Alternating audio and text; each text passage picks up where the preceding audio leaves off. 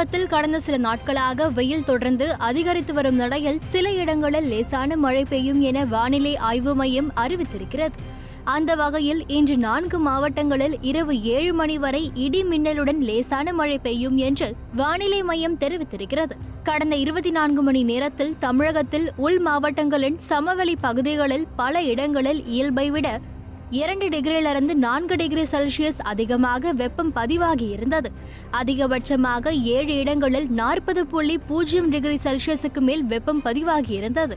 சிவகங்கை, மதுரை, திருநெல்வேலி மற்றும் கன்னியாகுமரியில் 7 மணி வரை இடி மின்னலுடன் லேசான மழை பெய்யும் என்றும் இதனால் தாழ்வான பகுதிகளில் மழைநீர் தேங்கும் என்றும் எச்சரிக்கை விடப்பட்டுள்ளது. அது மட்டுமில்லாமல் மே 2ஆம் தேதி மேற்கு தொடர்ச்சி மலை மாவட்டங்களில் ஓரிரு இடங்களில் லேசான மழை பெய்யக்கூடும். ஏனைய தமிழக மாவட்டங்கள், புதுவை மற்றும் காரைக்கால் பகுதிகளில் வறண்ட வானிலை நிலவக்கூடும் என்றும் தெரிவிக்கப்பட்டுள்ளது. அதிக வெப்பநிலை மற்றும் அதிக ஈரப்பதம் இருக்கும் பொழுது தமிழக மாவட்டங்கள், புதுவை, மதுரை மற்றும் காரைக்கால் பகுதிகளில் ஓரிரு இடங்களில் அசௌகரியம் ஏற்படலாம் என்றும் தெரிவிக்கப்பட்டிருந்தது குறிப்பிடத்தக்கது.